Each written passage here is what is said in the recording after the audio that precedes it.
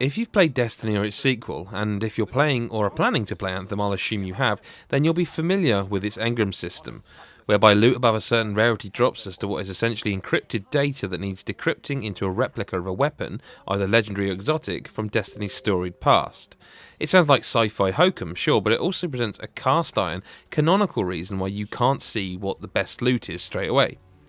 Anthem, on the other hand, uses a similar system, but with zero context. You can't see your loot right away in Anthem because BioWare don't want you to, and instead you need to schlep through every mission just to see what you've picked up, just because. I draw attention to this right away because it's one of the first things that really bothered me about BioWare's loot shooter, and it's kind of indicative of the apparent Me Too development process. There's a sense throughout Anthem that it wants to be all the things to all the people, attempting to synergize a single-player, first-person story with shared world PvE co-op action, and some of it works, but some of it doesn't. And the truth is the whole thing would have worked better if they just made a third-person, story-driven single-player game, you know, like the ones they've done once or twice before. Anthem takes place in or on Bastion. I'm still not sure if Bastion is the world or a country in the world, and more specifically, out on the frontier beyond the safe confines of a city called Anthem.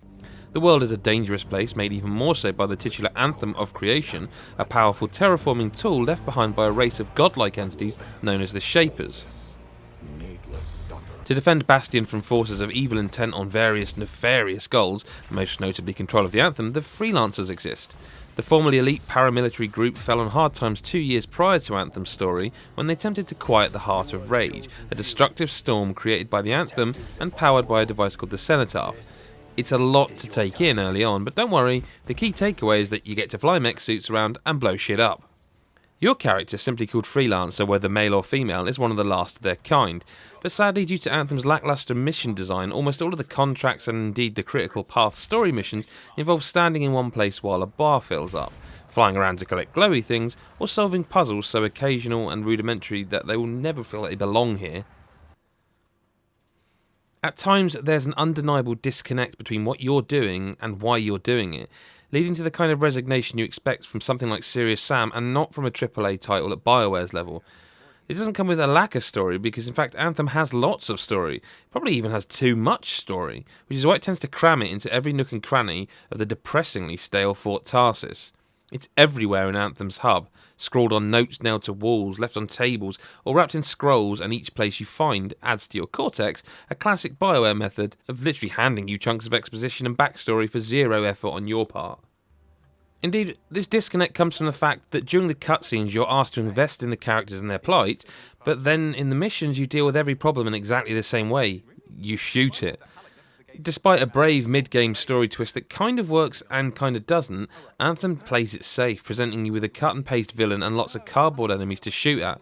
But while the CGI cutscenes reach for emotional depth and occasionally come close to moments of genuine excellence, the upshot of every single one is that you need to go and kill some stuff again. There's none of Mass Effect's exploration, none of Dragon Age's moralising, all of which I'd forgive with the admittance that this is a different game, if only BioWare weren't so keen to push such dull and inconsequential story directly into your face all the time.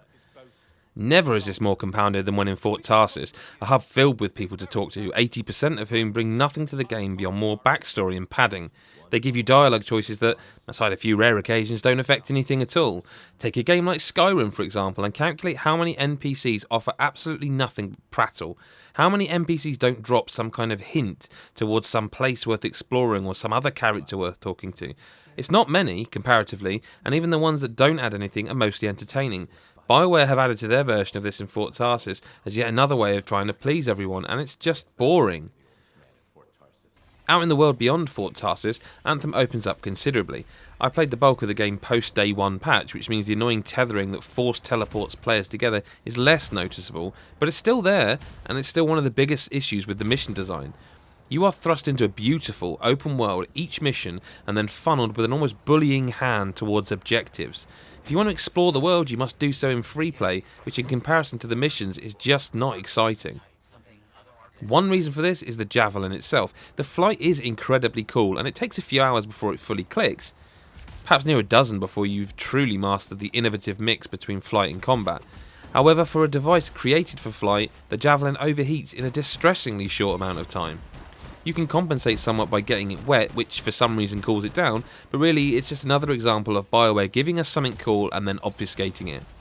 Traversal should be boundless, and you're not telling me BioWare can't come up with a sci-fi reason to make it so, while the overheating should only really occur when you enter hover mode. This removes the need to continuously fly close to water, but it still stops you from endlessly raining down death from above like some kind of metal god of rage. And it would also help to solve one of Anthem's other issues, the open world itself. Bastion is beautiful, and no mistake. It's a lush paradise of forests and cliffs, draped with glistening waterfalls and decorated with the scattered ruins of an ancient civilization. But it all looks kind of samey. There are no other biomes, and the reason for this is either that BioWare have no imagination, which we know for a fact is not true, or it would interfere with the javelin mechanics as they stand. Obviously they wouldn't even get off the ground in a desert environment, while they would fly endlessly in a snowy one. Yes, there are indoor elements, but they range from blue-hued caves to gold-hued temple cave and nothing in between. The important fact to remember here, though, is that Anthem is not all bad. In fact, the minute-to-minute action is very good. The transition between flying and fighting is immensely satisfying, as is the synergy between javelins. Each of the 4 archetypes brings something different to the encounter, and there's just enough build diversity that even if you load into a squad full of the same class, you could all be rocking different weapons, buffs, and elemental damage types. The ideal squad, of course, seems to be one comprised of each class, with the Colossus tanking, an Interceptor harrying the enemy with lightning-fast melee, the Ranger providing DPS and shield support, and the Storm just raining down elemental hell. There are few challenges at normal or even hard difficulty that you can't surmount even with random players. Depth can be found in the combo system, whereby some of your special abilities prime a target for combo and others act as detonators, heavily increasing the damage of the combined attacks, while also dishing out additional effects such as chained elemental damage or area of effect explosions. Weapons, however, despite filling out the required slots, sniper rifle, marksman rifle, heavy pistol, shotgun, etc., are pretty samey and utterly unremarkable in their design.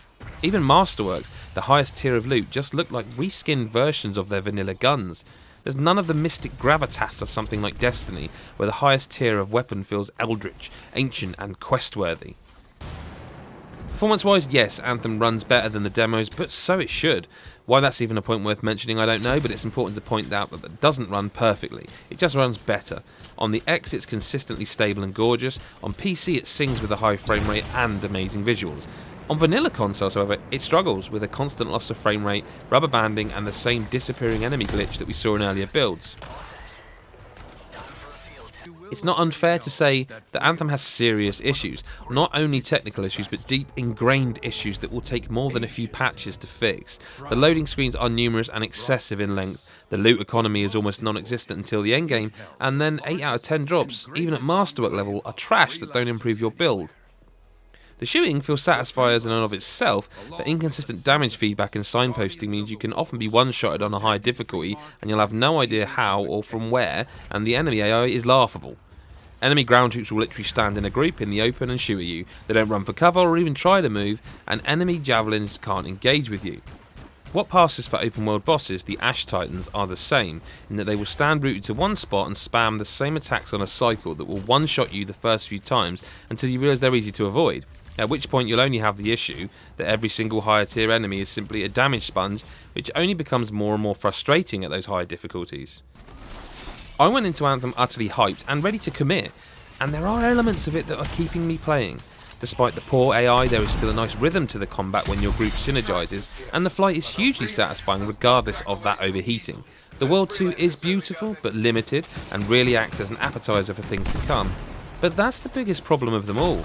Anthem doesn't feel like a game we should be playing now, it feels like a beta, an early access experiment we should be playing for free while BioWare listens to us and polishes or removes problem areas.